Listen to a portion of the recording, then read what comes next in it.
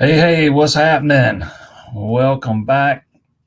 Another Monday night here with you live. Jason Priester, the Clemson insider. Some habits are hard to break there. Um, the mood around here is a little bit different than it was this time last week. Um, it's amazing how one game can change a lot of things, man. And boy, it did a lot of things you know, or does a lot of things feel like they have changed after Saturday night? Let's get it out of the way from the onset. I am fully aware that Clemson played App State Friday or Saturday night, that they're not a power, they're not from a power conference. They're from the Sun Belt. I am fully aware of all that. Um, But I don't care who the opponent is, man. You saw that offense perform to a level that we've never seen in that first half. Even back in the days of Lawrence, Watson, those guys and all those receivers that have come through that program, they've never put up a half like that. And as has been pointed out already in the comments here, App State ain't Furman either. That is absolutely on point. Ask Michigan, South Carolina, Texas A&M, North Carolina. Um, App State's been known to go on the road and take a few of these big boys down. Um, and on top of that, you had some recruiting targets there, some big recruiting targets there, and that was a raucous environment. Night games are pretty different at Clemson, but sometimes when you got an opponent like that, or an App State or a Florida Atlantic or somebody like that, the raucousness is maybe toned down a tad. It was this Saturday night. That place was off the chain. Couldn't even hear ourselves talk in the press box, and it kind of stayed like that for most of the game. Even well after it was way out of hand. Can't say enough about Cade Klubnik. We saw this guy take all kind of crap on Twitter last week because he revealed that some coach told him before the season or some coach asked him before the season, how many games did he need to win this year? And Klubnik said he didn't really know how to answer that. So the coach said, you don't have to win any of them. You just have to manage them. And I saw Klubnik take a lot of crap on Twitter this week for that. And, on the surface, I can understand that. But some of the people that were giving him crap about it were also the same ones giving him crap last year about trying to do too much and playing hero ball. And now here he is saying he's trying to be better at managing in the game. And you're still giving him crap, man. Sometimes you can't win, you can't lose, no matter what you say. I actually asked Klubnik after the game, about that and what managing the game meant to him. And it was pretty simple. Play within the system. And that's what you want your quarterback to do, play within the system. And, the pass protection was just phenomenal. That offensive line has not given up a sack yet. The 2 sacks against Georgia were not on them. It's amazing the impact that Matt Luke's already having on that group. I knew they were going to be better. They're even better than what I thought they were going to be. But I thought Klubnik looked as poised as he's looked as a quarterback at Clemson. He was hanging in the pocket. He was stepping up into the pocket. He was throwing off of his front foot. He didn't underthrow balls like he did a week ago. He missed on 2 passes, and one of them he threw away. I think he had a 99.6 QBR, and you can't get higher than 100. He shattered Todd Boyd's pass efficiency rating that Boyd had set several years back when he was with the program. I mean, it's just a half of football unlike we've seen. maybe Dabo Swinney was on to something, when he kept harping on the fact that it's all about building some momentum and they needed to build some momentum, and they hit the big play early and they just built on it. And it kind of snowballed, but this time it snowballed in a positive direction instead of the opposite direction like we've oftentimes seen over the past, since Clemson took over as quarterback. I've seen a lot of people say they wish Clemson could keep on playing, instead of having to bye this week to carry that momentum over. I'm a guy that really likes having 2 bye weeks, especially seeing as they started fall camp in late July. They kind of been going at it for a while now. There's some guys that are banged up. You got Peter Woods banged up the other night. Dabo gave an update on him today, called him day to day. But as we've touched on before, with Dabo, day to day can mean anything. It can mean day to day from a couple of weeks. Whether he plays against North Carolina State or not, it's up in the air at this point. I do know he was on the field signing autographs after the game ended, so to me that's a good sign. Kobe McLeod is out for the year. Kayla Nix is out for the year, both season-ending knee injuries. And also called Tyler Brown day to day. He kind of tweaked the ankle early on in that game. That's why he didn't come back Saturday night. Not that they needed him, man. Those two freshmen wide receivers were every bit as advertised. I think I saw today that Wesco, per Real Analytics, I think it was he hit 21.6 miles an hour on that first touchdown catch. Fastest player that they recorded over the weekend at the college level. And he didn't even look like he was running wide open. That long run from Phil Maffa, he hit a gear I didn't even know he had, man. He kind of hit extra gear there and started running away from those guys. It was just everything you wanted to see, after coming into that thing. I think everybody had questions, and after what they saw in Atlanta against Georgia, and I think I've said it plenty of times. I was kind of in wait and see mode. I got to see it to believe it, yada yada yada. And even some people that maybe weren't there yet ended up being there after the Georgia game.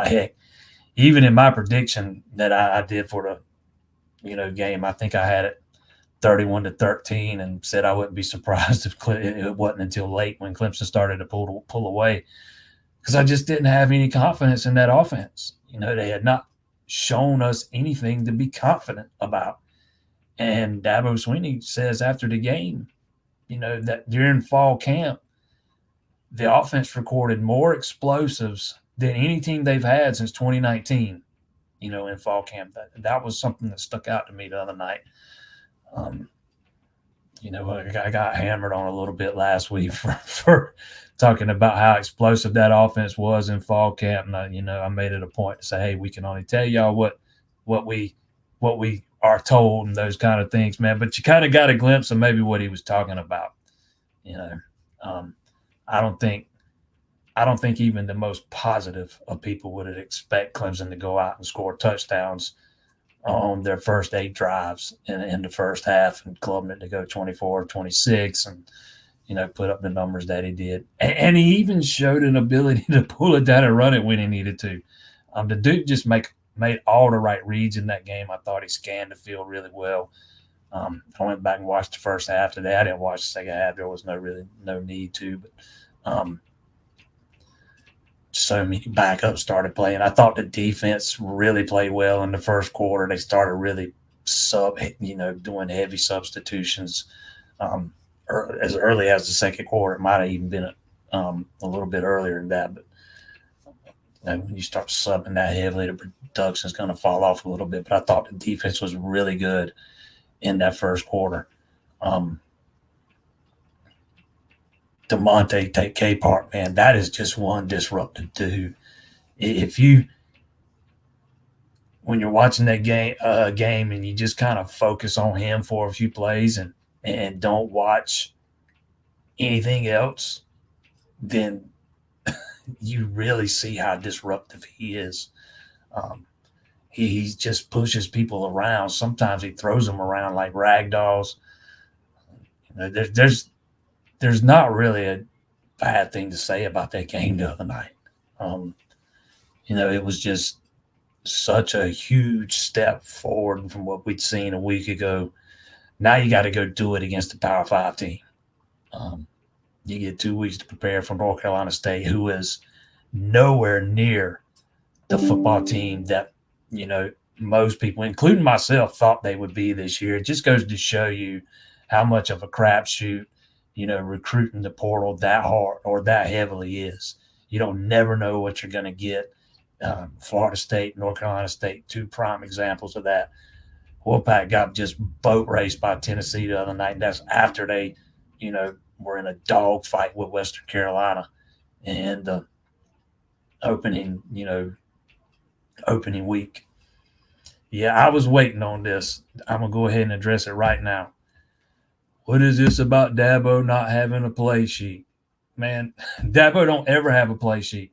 What he carries around, that laminated paper, is not the plays, man. It's situational stuff. What they do on fourth down, or when to go for it on fourth down, how to manage timeouts, when to go for two and stuff like that.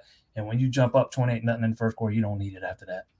So I imagine he did what he's done with it a lot of times, folded it up, put it in his back pocket.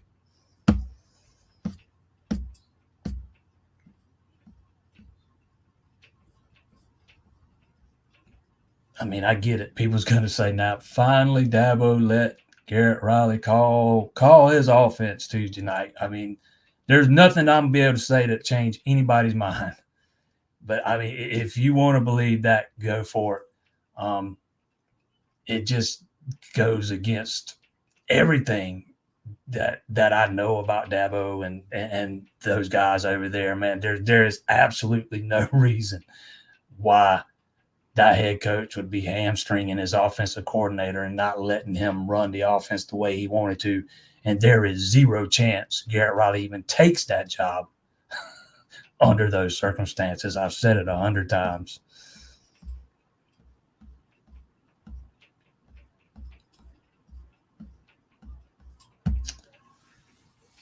That was a cheap shot on Woods by App State. I didn't, I saw some clip. I went back and looked at some clips of it. I didn't really get good angles. It looked like a cut block. I've seen a lot of people calling it a chop block, which it wasn't. But I just seen some clips on Twitter of that one, and it looked like a cut block to me. I didn't even look at the replay on TV today. I was doing something else when that happened, but that is one they turned into the ACC though to get their take on it. It was very close, but Dabo addressed it tonight. He didn't think it was anything dirty. He didn't think he said it outright. He didn't think it was intentional or there was any, I forgot the word he used, I think ill intent, or I forget how he said it, but he didn't think they were trying to take a cheap shot or anything. He called it, matter of fact, one of the things he said is there's kind of a gray area there in the rule. But it is one they sent off to the ACC.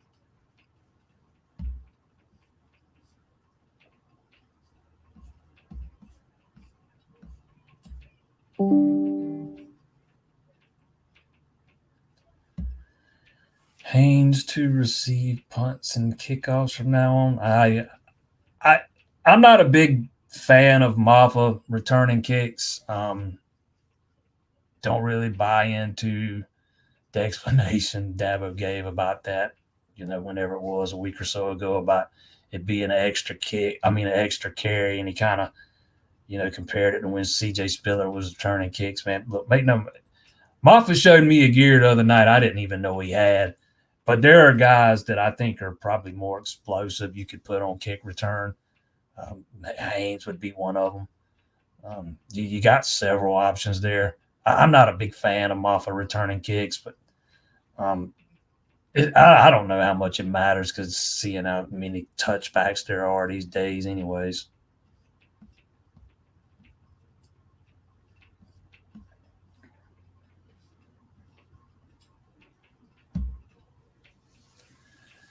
think the offense can keep this up going forward? That's the question. They've got we've seen so much inconsistency from those guys, man. They've got to, develop some consistency on that side of the ball. And I get I understand the thinking behind people saying, I wish we'd play again this week. So you kind of try to keep that momentum on offense rolling. Again, I'm a big fan of having the two buys. It doesn't matter to me when they come. But another thing Dabo was asked about tonight, does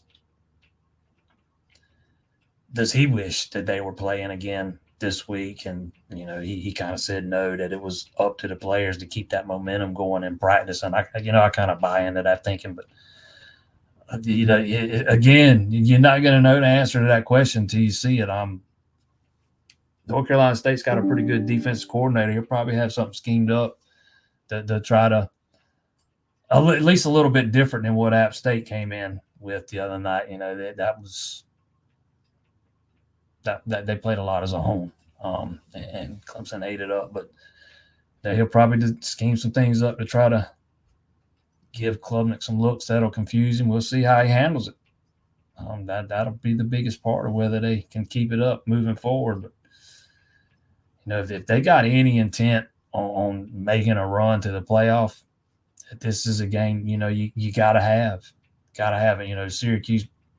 Syracuse beating Georgia Tech, knocked off one of those teams that were already unbeaten in the standings. Probably helped you a little bit, but if you got any intention on making a run to the playoff, you got to have that game against North Carolina State, because I think Clemson's only shot at making the playoffs, winning the ACC, and getting the automatic bid.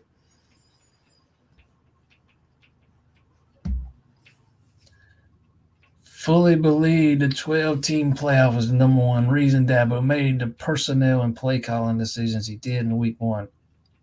I don't know if I'm buying into that. I think it would have been. I think you'd have seen the same personnel regardless. It's kind of been. That's kind of what Dabo's done, in openers, and particularly against the bigger opponents. Man, he goes with the guys he knows over those guys he doesn't. He leans towards experience, and sometimes it's worked, sometimes it hadn't. It didn't last week or that opening week against Georgia.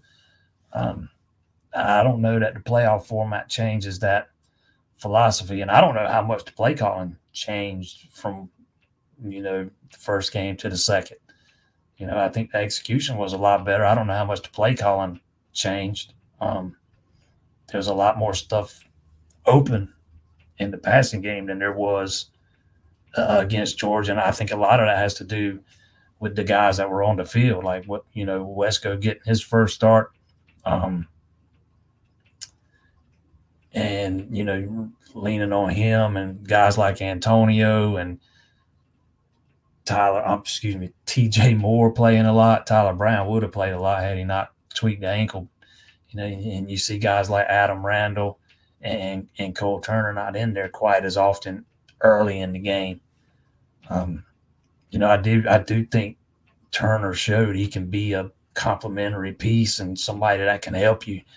But if he's playing, again, I've said it before, if that guy's playing starter snaps, that's a red flag to me.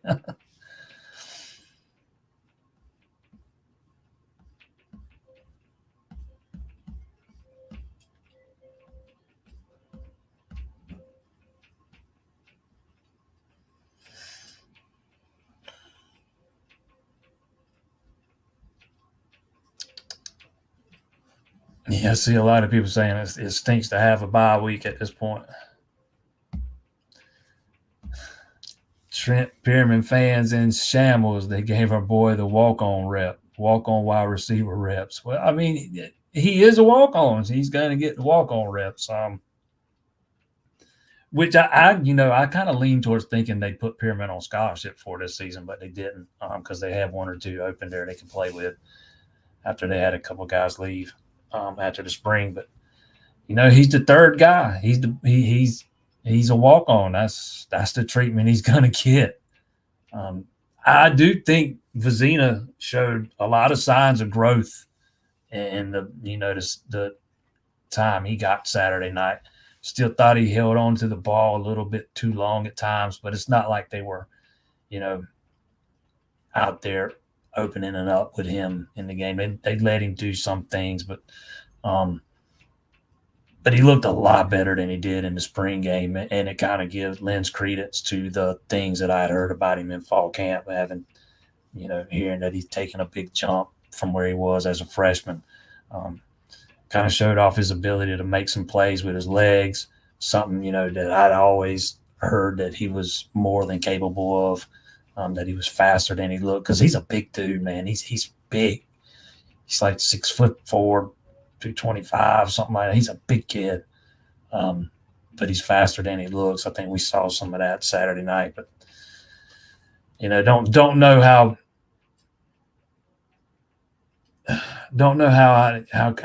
confident I'd be in him to go out there and have to play every snap right now. Say if something were to happen to your starter, but you know, a lot of teams are in that situation.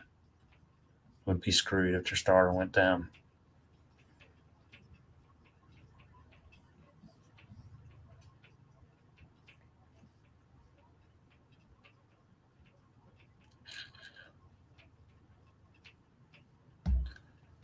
Don't have much depth at linebacker with McLeod hurt. You got D Creighton and Sammy Brown will have to step up. I thought, I didn't think Sammy played terribly the other night. I think there were some things that they got on tape now that they can coach him off of. It wasn't bad for a first time out, especially when you're playing Mike. Man, there's so much that goes into that. There's so much to learn. Kind of got to be the quarterback of the defense. There was some good and some bad, but overall, I thought he played okay as a good start. I didn't really notice. Heck, I didn't really notice Creighton out there at all. But you got those two guys that can come in, behind Woodaz if needed. Clemson doesn't run a lot of three linebacker sets anymore. They play a lot of nickel, and kind of used a hybrid guy out there in the nickel. We saw Shelton Lewis playing some nickel the other night. So the depth probably isn't as thin as you'd think, or as thin as it would have, maybe appear on the surface, just due to the fact because they don't use three linebackers anymore. They don't use the guy out there at Sam anymore. McLeod was a guy I'd heard some good things about though over the offseason, that they thought he was in a spot where if they needed to, they could rely on him. But unfortunate what happened, man. Hate to see a guy like that go down. Same thing with Nix. He's a starter on special teams. Nobody. That's a kid probably a lot of people have never heard of. He's Bo Nix's younger brother, or at least a lot of people weren't even aware he played for Clemson. But that's a guy that plays a lot of special team snaps.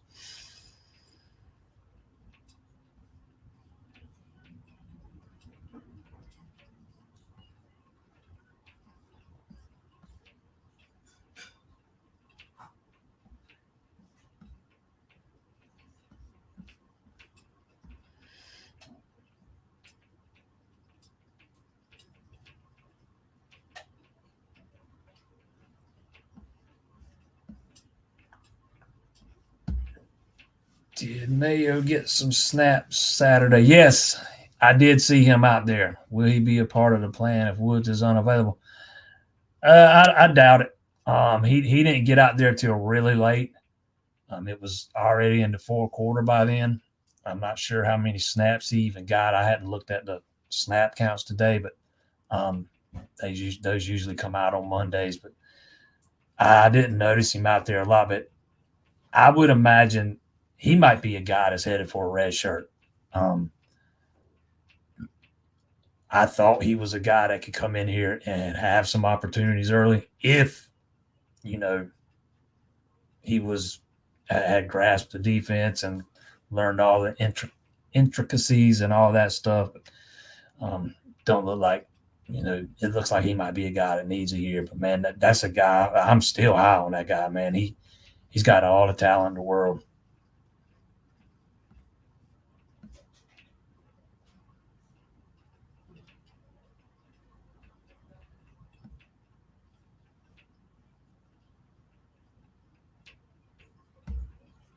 Didn't start both freshmen, but he did start one. I don't know that either, have to start, but to me, it's not about who runs out there first, man. You gotta, but they gotta be playing, meaningful snaps. They've got to be. I've said it a few times. I don't know that Wesco is capable of playing every down, even if he's a starter. Um, let's remember he's still 182 pounds, and it's a very physical game. But that's a guy that's got to be an integral part of your offense. So does T.J. Moore, but so does Tyler Brown. So does Antonio Williams. You got to get those guys involved too, and they can't all start. Um, I think Stelato's a guy that can help you. Again, I think there's a role for Turner to play. He's a guy that they could use on the jet sweeps and stuff because man, he's one of the fastest dudes on the team. Um, uh, I wouldn't mind seeing someone as good as Brown either, but um, there's a lot of receivers, or let's just say there's several receivers that need to be in the rotation. To me, it doesn't matter so much which ones run out there first, but man, they gotta all be playing meaningful snaps in the meaningful part of the games. Um, I understand why Bryant Wesco and TJ Moore didn't start against Georgia. I understand why TJ Moore didn't start the other night. But let's go back to the Georgia game. Those guys have got to get more than 12 and 6 snaps. You got to give them more than that, man. They can give them a chance to showcase, especially if you're saying they're ready. You're telling the public they're ready. Then it'd be different if you were saying, hey, man, these are guys that might need a year. But when you're saying, hey, they're going to help us this year. And even Dabo himself, touched on the fact that they probably needed to be on the field a little bit more. But when you think about Clemson, I think it was ran only 52 plays against Georgia.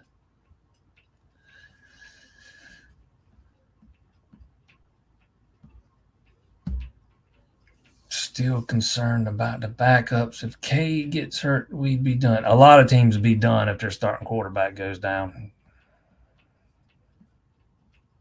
That is not specific to Clemson. Oh yeah, this is something I meant to touch on. Stephon Green, man, he's gonna be another guy, that is just disruptive. He looked really good when he was out there.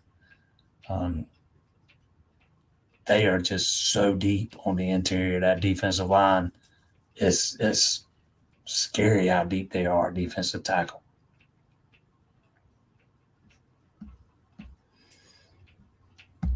Don't forget, if you have not hit that like button, please do so. Subscribe to the channel. Check us out, Clemson Insider.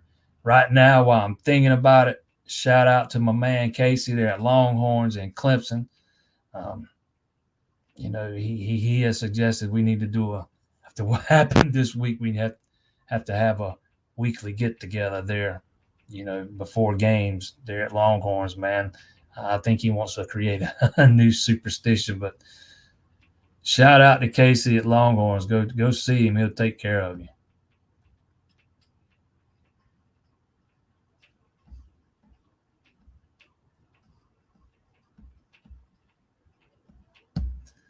Back to the sheet Dabo carries around. That's that he folds it up, puts it in his pants. Was McLeod a starter? No, he was a backup linebacker.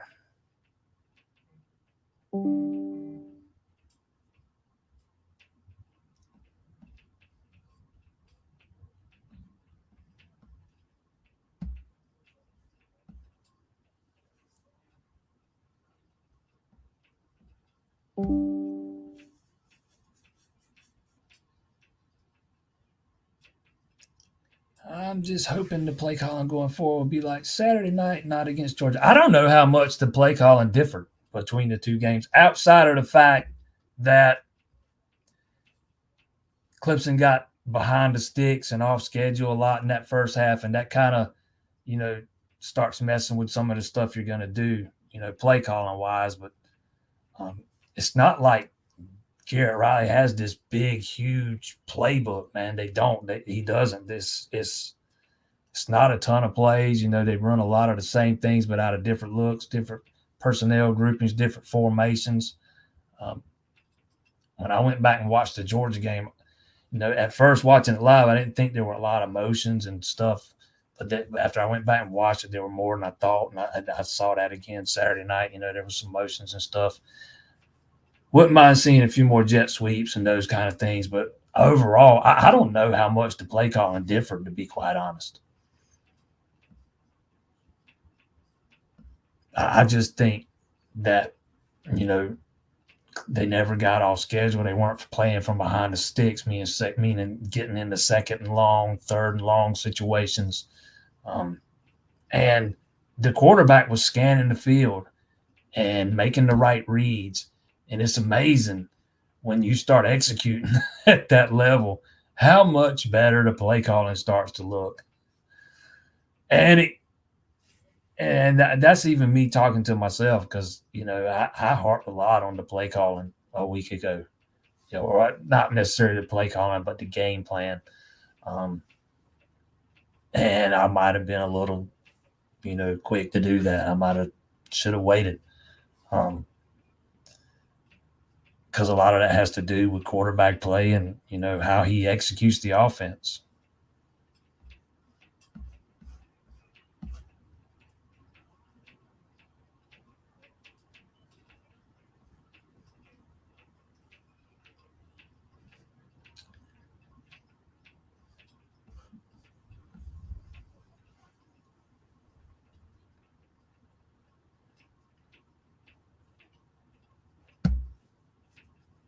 Yep.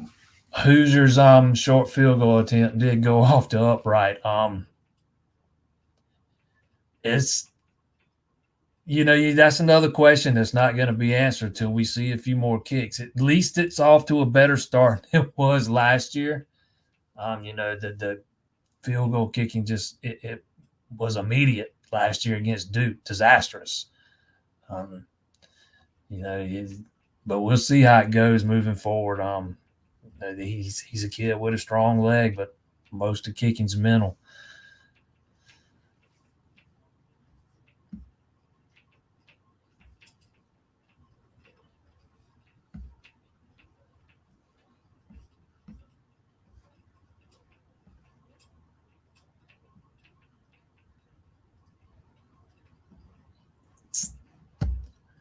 Was it 20? Did I say 21.6? I think it was. I think you're right. I think it was 20.6. I might have said it wrong. It was Real Analytics is the one I'm talking about. I got it right here. Actually, Real Analytics, I got it wrong. It was 21.9 miles an hour on that 76-yard touchdown in the first quarter.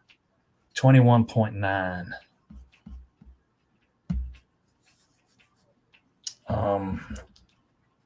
Let's see. I got right here. Give me 1 second. Last year, the fastest guy was Xavier Worthy. They clocked him at 22.7. Nate Wiggins was tied for second at 22.6. See, that's moving. and he didn't even look like he was running wide open. I mean, maybe he was, and he's just that smooth that he makes it look that effortless. But it didn't look like he was running wide open.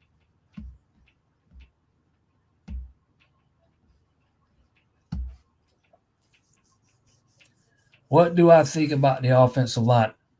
I cannot say enough about that offensive line, and Ryan Linthicum in particular, who was that was one of the biggest question marks coming in, was center. That was a position Dabo even admitted they talked about looking in the portal to address.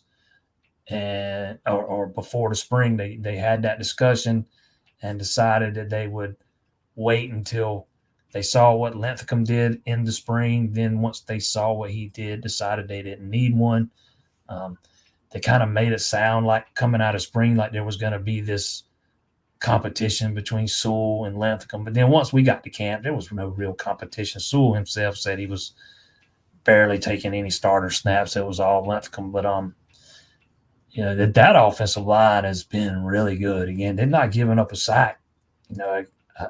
I know Georgia sacked Klubnik twice, but neither one of those were attributed to the offensive line. They put both those on Klubnik. If I'm at least one of them was on Klubnik. I can't remember about the second one, but they didn't put it on the offensive line. The improvement there, when you look back to last year and the effect Matt Luke's had on that room, is dramatic. I mean, it's like night and day. Have they played perfect?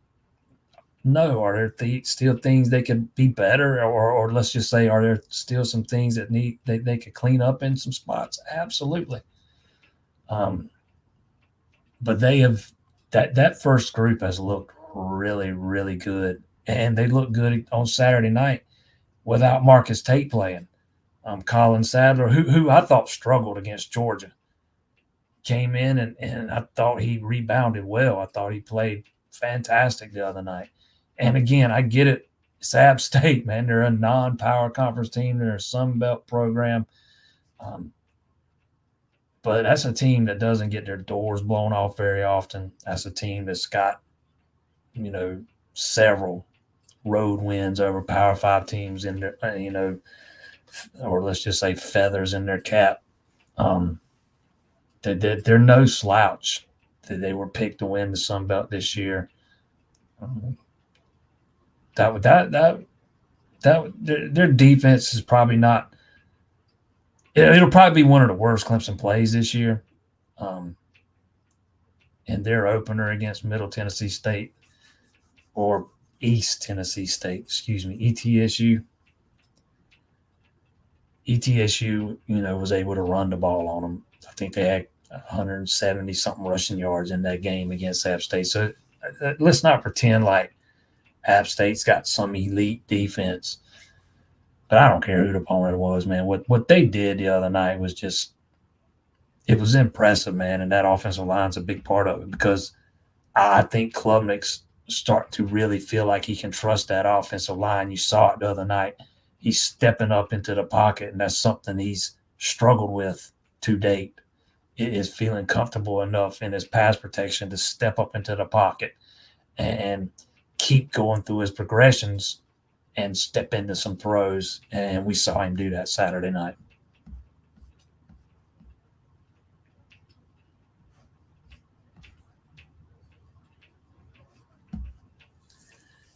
Correct. Chop blocks engaged. The guy just went low. Think Georgia Tech during the Paul Johnson days.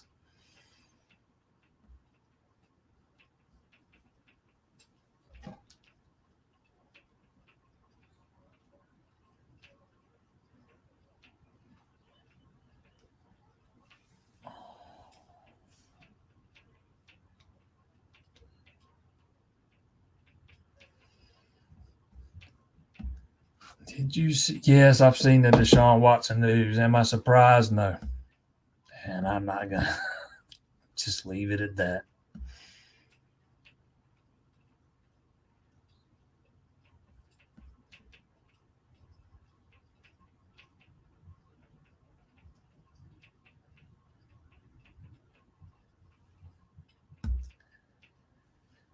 Clemson for now prevented what is happening to FSU to 2 decommits lately. Any chance Dabo has interest in Hilson defensive? I think Clemson's probably done at defensive end in this class. They would, I don't think they'll, even though Bryce Davis flipped, I don't think they'll go after another. We'll see. I might end up being wrong about that, but I think they'll probably stick with what they got at this point because they got Ari Watford and Isaiah Campbell already on board. Um, I would like to see them add another end. I'm of the opinion, even for depth purposes, the end's probably a position they should have looked at in the portal before this year. Even if you wanted to move Peter Woods the end, still, go grab one that can that's got some experience. Say Woods gets hurt, just like he did the other night, and he's going to miss, and he misses an extended period of time. Then what? Um, I do think he ends up a spot where they lack on experience. It will be if Woods has to miss some time. It'll be very interesting to see how they address that. But as far as getting in on Hilson, I would be surprised. I think they'll probably stay with what they got.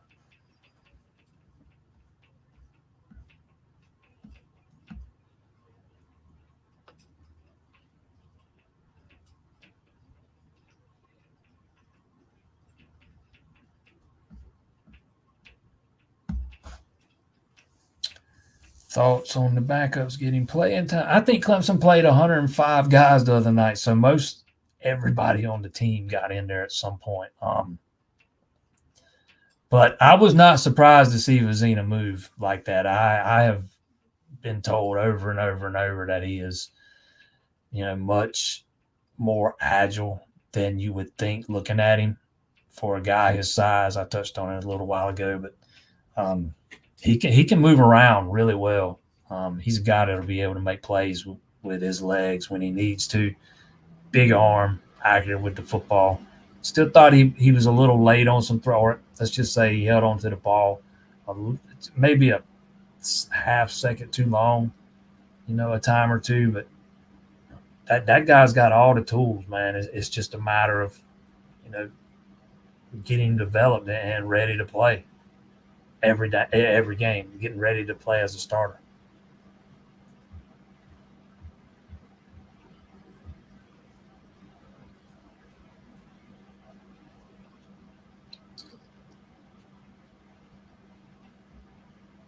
Barrett Carter played much better this week. I thought the defense as a whole played better. Period. I thought Woodaz played better. I kind of thought the more the offense sputtered against Georgia, the worse the defense played. And I don't buy into the thought process that the defense wore out. The time of possession was almost identical in the second half. Georgia's defense was on the field just as long as Clemson's was. Clemson's actually was on the field a few seconds longer. I just think it was one of those things. You can you can try and infer what I'm talking about here. I just think that the more the offense sputtered, the worse the defense played.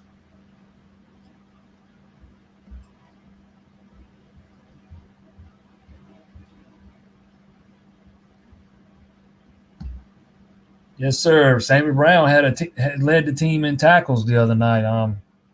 It was not a perfect debut on defense for him by any stretch. There were there's some things he still got to work on, but man, he showed why he was ranked so highly coming out of high school. He is smooth as silk, man, and he is not a bad backup at all.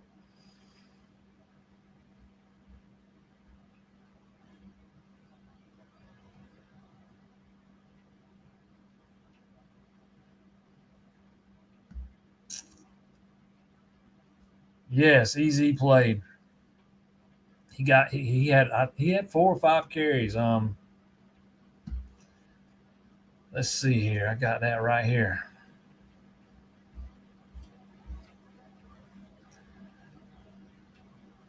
5 carries, 34 yards. Longest one went for 17.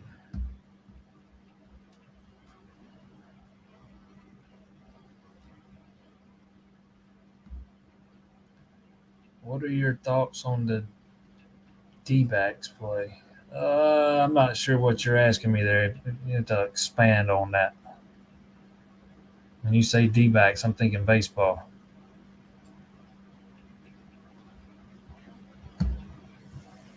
Hopefully Tyler Brown didn't get hurt too bad. I don't think he is. I wouldn't. I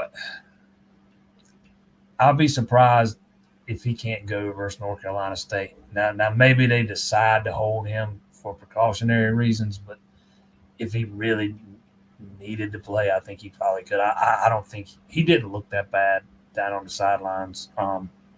And Dabo didn't make us. Sometimes you can tell by his tone of voice, or you can at least read between the lines, and it didn't sound that bad.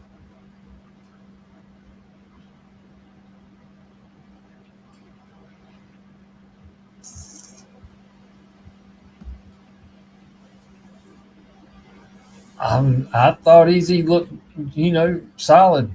Um, we'll see how if he can earn more carries as we go throughout the year. But you start talking about a backfield starting next year with that guy and Gideon Davidson. That's a really good backfield. And that's not even talking about you know Haynes or even Jarvis Green. No, I've always been a big believer. I've you know I've been I told this story on Facebook the other night. My very first interview I did with him, I asked him how to say his last name, and he tells me, and I say it, and he tells me, and I say it. Uh, Probably 4 or 5 times, and I was saying it as Jamume, and that's how he told me to say it. That is not how they say it on the PA at all. It's more like a Ziumume, Mume, a Ziumume. I'm just gonna call him EZ from now on. So let's just go ahead and get that out of the way moving forward. Interesting story there, though. Apparently, I've been saying it wrong all this time, and ironically, I've been saying exactly the way he told me to. I would have liked to have seen. Pierman got in the game the other night.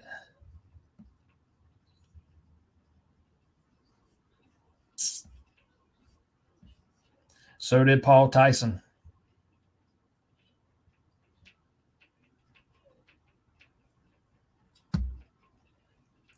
The outlaw. I do believe that is what we ate the other night. The ribeye. Um, all three of us that were there do believe that is what we ate. My man Casey. Go see him.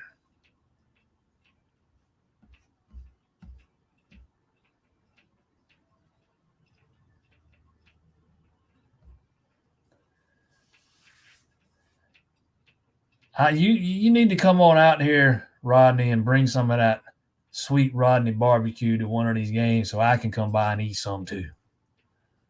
Because that's some good eating.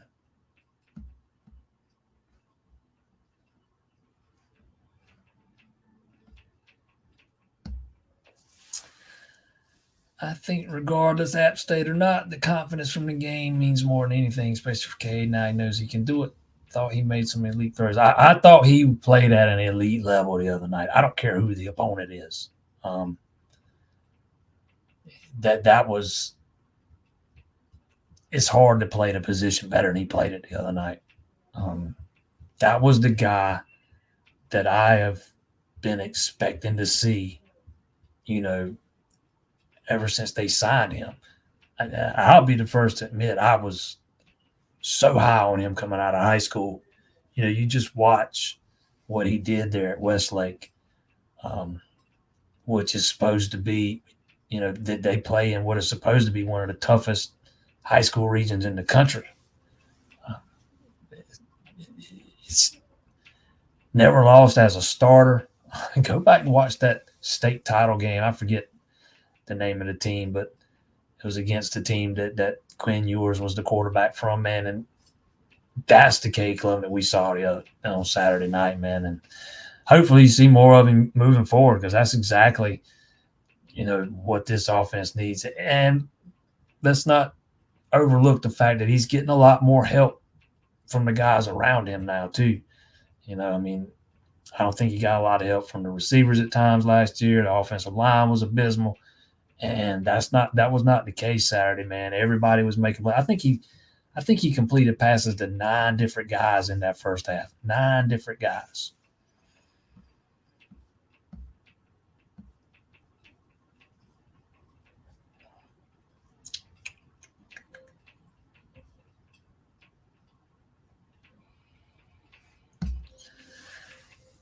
Just meant terms of going downfield more. Cage strength this year so far has been the deep ball, I think. Yeah, I do think he did. I think he was much better at scanning the field Saturday and going through his progressions, as opposed to being so quick to hit the check down man. We saw so many check downs against Georgia, and there were very few Saturday night. I think that was, and it's not even close. I think that was by far the best job he's done of kind of seeing the entire field, going through his progressions, and doing it, quickly, processing things quickly, getting the ball out, and getting them to the right guy. It's like that one play I talked about in the Georgia game. I can't remember. It was either a screen. I think it was a screen pass to Maffa to the left, and Wesco was lined up out wide on the same side, and he ran a go route. And obviously, he's a decoy. It's a screen pass. I can't remember. It might have been a check down. I don't remember. But Wesco's got a step and a half on his guy. He's open. But they never even looked down there. I think it was designed to go to the, little swing pass. But even if that play is designed to go where it goes, you got to see Wesco's got a step and a half on that guy and come back to it later. And, I don't know if that was by design or Kay didn't just see it or due to the fact that Wesco was barely on the field. But they made it a point to go to him early the other night. And, again, it was just like a snowball effect, man, in a positive way. And, hopefully, if you're a Clemson fan, hopefully they build off that thing and carry that momentum, with them against North Carolina State, because that's a North Carolina State team that has not played up their potential so far. I forget who they play this week. They're not off this week, if I'm remembering right. They got one more game, but I think it's a non-Power 4 team that they play this week too. But it just goes to show you when you lean heavily on the portal, you don't always get what you think you're going to get. But because that state team has struggled mightily the first 2 weeks. And again, there's a lot. If you look at the talent level they've got on paper, they look much better than what they've played like. They play like they played the last 2 weeks when they come to Clemson on the 21st. That Clemson should beat them and beat them by double digits.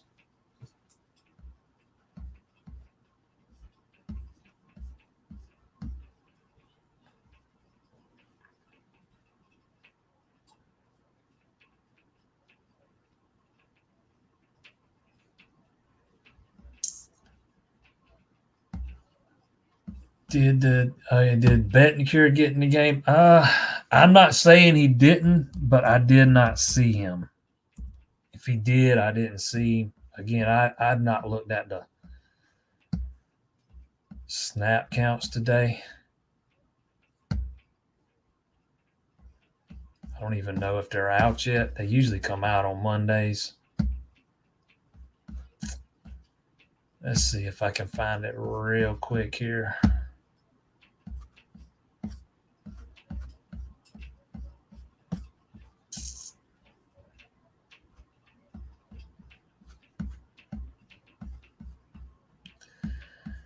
No, I don't see it real quick here.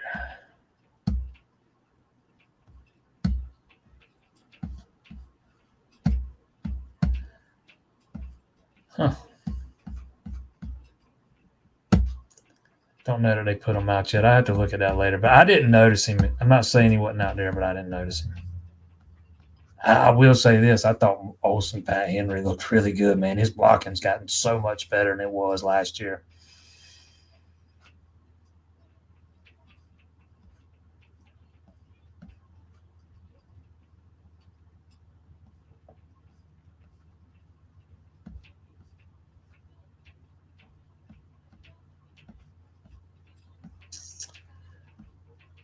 Let's see here.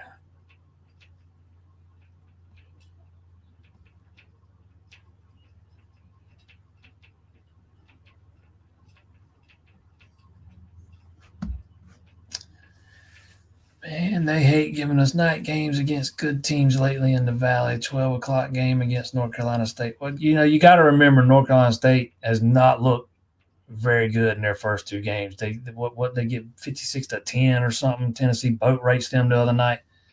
And you also have to remember that ESPN is now trying to compete with Fox, which puts one of their biggest games at noon. And that noon slot on ABC is a national slot. It's one of from a TV perspective, it's one of the best. It's one of the top slots. Fans would prefer the night games and the primetime slots, but there's a lot that goes into that other than which teams are good and which teams are not. And I hate Clemson or I really like this team. That's one reason why they like to put Clemson in that noon slot, because they know Clemson draws eyeballs. And again, it's a national slot, and they're trying to compete with that big noon game on Fox.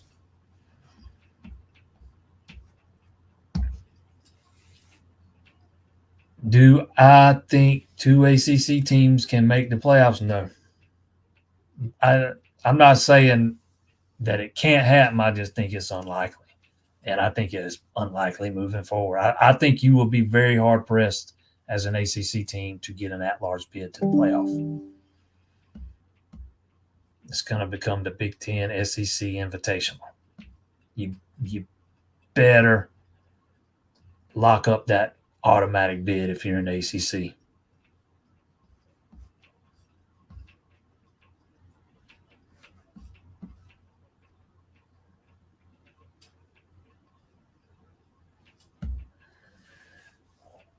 Woods has been powerful, but his speed worries me at defense. I thought there were a couple plays where he got how do I say it? That it maybe looked like speed. I thought there were a couple plays against Georgia where he needed to be better. Let's just put it that way. But before he got hurt the other night, I thought he was much better against App State. I don't worry so much about his speed. It's not that. But he's got to be a little bit better at setting the edge than he was against Georgia. And I think he'll get there probably sooner rather than later.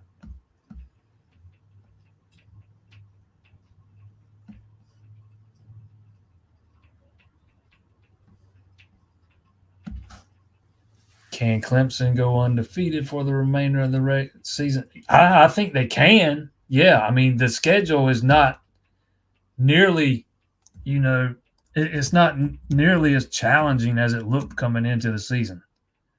Florida State is not nearly the team that people thought they were going to be. And I know that a lot of the attention gets focused on DJ, but that defense is just as bad. It's that defensive front, which was called one of the nation's best coming into the season, has got absolutely torched in its first two games. North Carolina State, another team that has just not lived up to expectations through the first 2 weeks. Outside of that, you get Stanford at home. You go on the road to Wake Forest. Those are two games you should win. You host Virginia. That's a game you should win. You host Louisville. That's a game you should win. Virginia Tech's another team that's kind of struggled a little bit to open the season, who people thought were going to take a big step this year. I know you go to Blacksburg. I know it's in November. That's a game you should win, no matter where it's at. Same thing about Pitt the next week. On the road, but you should win it. They just fired their AD today. Um, AD who has been wildly successful there. Narduzzi could be next. That's kind of a program in turmoil. And then after that, you get Citadel in South Carolina. So that schedule is absolutely manageable. It doesn't look nearly as difficult as it did coming into the season because you thought Florida State was going to be good, North Carolina State was going to be really good. Turns out they're not so far, anyways. Virginia Tech's not been what most thought. You don't play Georgia Tech, you don't play Miami. So yeah, I think it's possible, but they gotta that offense has to keep. They're not going to play like they did the other night. Make no mistake. What we saw the other night was kind of unprecedented. There were a lot of program records broke the other night. There were a lot of numbers that we saw that we have not seen for several years in college football. So it was that's something that I shouldn't say unprecedented, but it doesn't happen very often. But you need your quarterback and the guys around him to keep playing. Usually when I say complementary football, I'm talking about the offense and the defense complementing each other. But they have to help each other out, man. The receivers have to, go out and make plays for their quarterback. The offensive line's got to protect. They've got to open holes for the running backs. The running backs got to pick up the blitz, those kind of things. And it finally all came together the other night, and you hope they can build off of that. And if they can keep some of that momentum going, yeah, they can win the rest of their games. They come out and play like they did against Georgia and making mistakes, playing off schedule, getting in second and long, third and long, then they're probably going to lose another game or two. But it's all right there in front of them. They just got to go do it.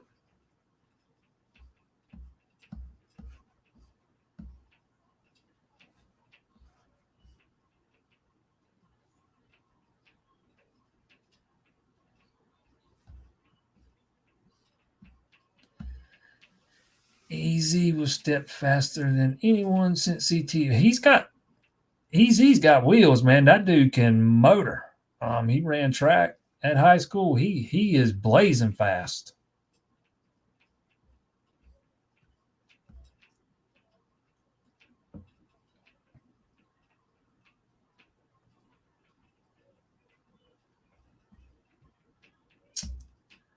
Worried we got to play Henderson at Westside. I went and watched Henderson Friday night. He told me they was coming to beat Westside. that was going to be Westside's only loss this year. That's what he told me. I did ask him if he was going to play offense at Clemson, and he said definitely. He just didn't know where yet.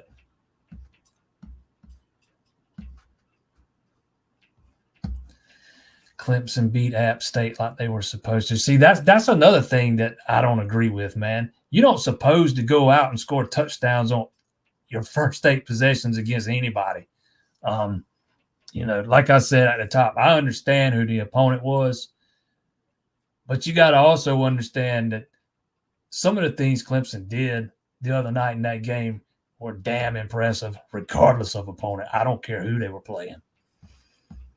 The spread was 16.5. They beat them by 46. And, started rolling into substitutions on defense after quarter number 1. I don't know if I would say they're supposed to do that against App State. Very few teams do that to App State.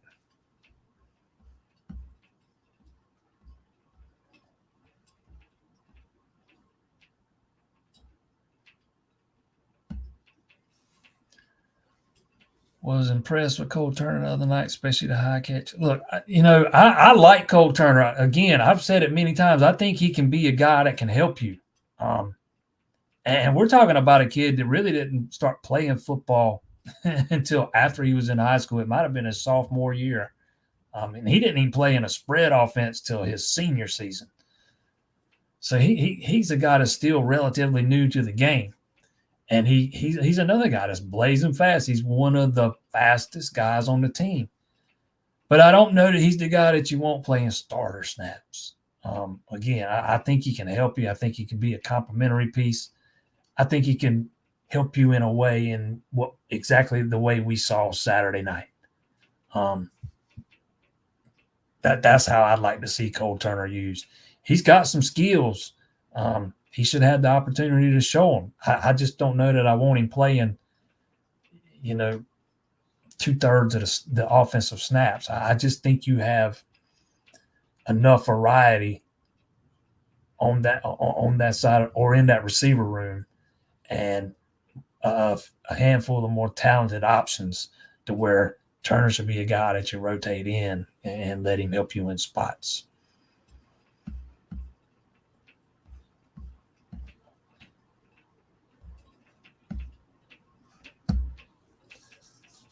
What's the update? Dabo caught him day to day today. Tonight on it. Dabo caught him day to day tonight on his little Zoom call we had with him earlier. Woods was on the field after the game signing autographs. I'm not saying he'll be back as early as NC State, but it's not nearly as serious as it could have been.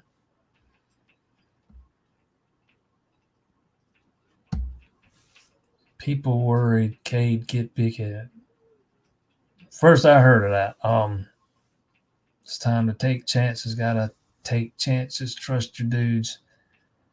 Yeah, I talked a little bit about that last week. I'd like to see them. I thought they were too conservative on the offensive side of the ball, and I'm sure, having thought about it more since then, that playing behind the sticks on off schedule probably played into that. But at some point, you gotta take some shots. They only took 6 against Georgia, 3 in the first half, 3 in the second half. Go back and count how many they took against App State the other night. It's not even comparable. I counted it up and I don't forgot how many it was. Counted up the passes that traveled more than 10 yards in the air, and it was a lot of them, way more than 6. So yeah, I don't know what you mean about getting the big head, but yeah, I do agree you got to be a little bit more aggressive than you were in week 1.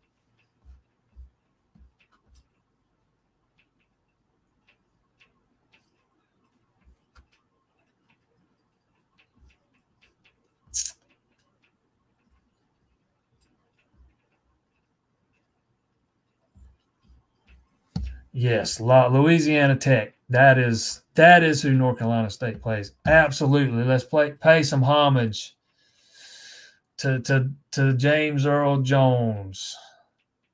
I hated to see that this afternoon, man. I'm a big Star Wars guy. Hated to see that.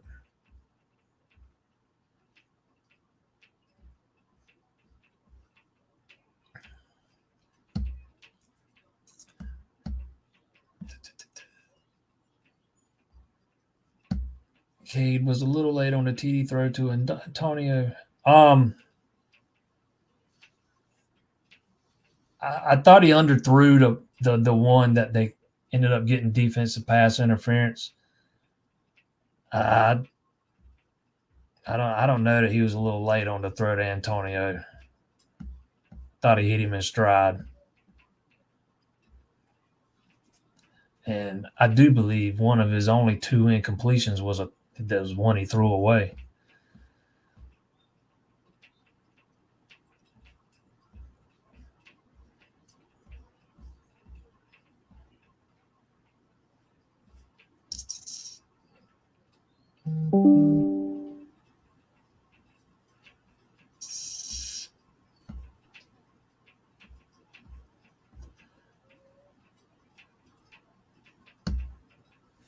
Tech's Tile Bowl used to be a big rivalry game. We get App State at 8 p.m., but a big time rival at noon.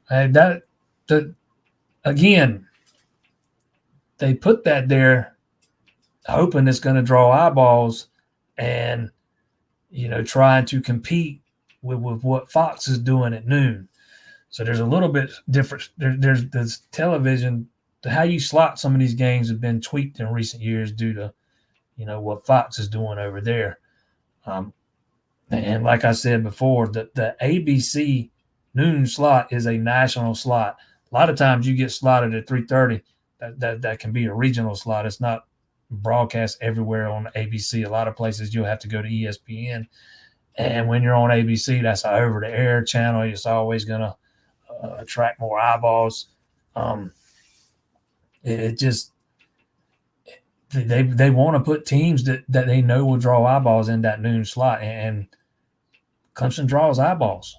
It's why they'll end up, in the Power 2 or wherever this thing's headed. They'll end up in playing big boy football down the road because their program draws eyeballs, and that's why they put them in that noon slot sometimes.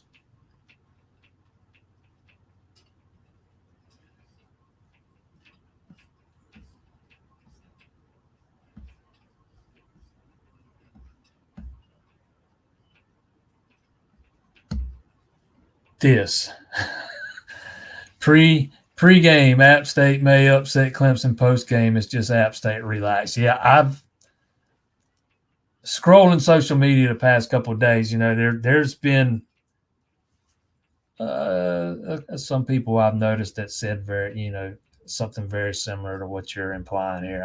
Yep, I got you.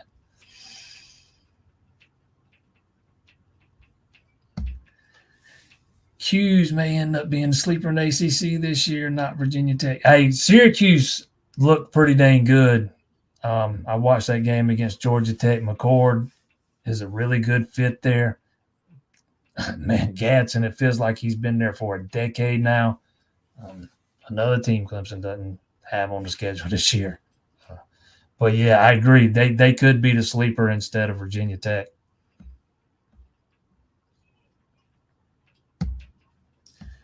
Any recruiting nuggets to share? Two guys that ended up being at the game Saturday that I didn't know were coming until I got there, and we're told they were there. 4-star offensive lineman Tyler Merrill.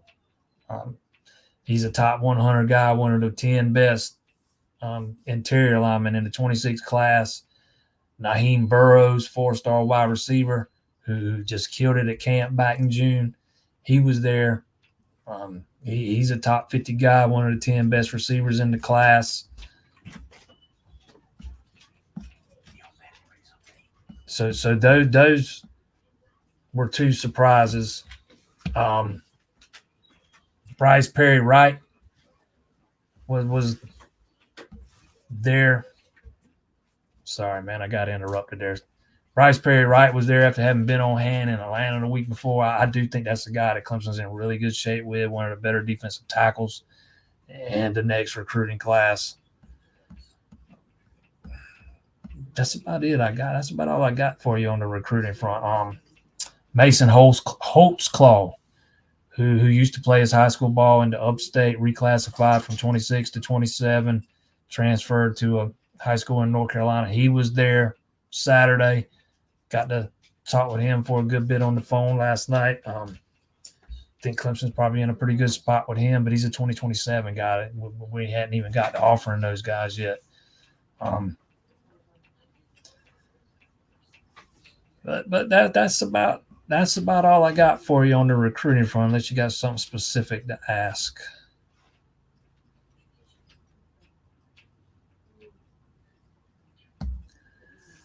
My opinion of Maffa's performance. Hey, to me, Maffa's proved more than capable that it can be the feature back in this offense. I'll tell you the only thing that I saw from him that surprised me the other night was him hitting that extra gear on that long touchdown run, because I didn't know he had it. I saw somebody say, I hadn't seen this officially, but somebody said that he was clocked at 20 miles an hour. I don't know how true that is. But he was running away from some of those defenders, and Wesco outran them all on that play. So I think Maffa's that guy, man. Just keep running over every week, man. Appreciate everybody that's tuned in tonight. Bye week this weekend, no matter. We'll still be right back here Monday night. Don't forget, hit that like button, Hit that subscribe button. Check us out. Check us out, ClemsonInsider.com. See y'all next week.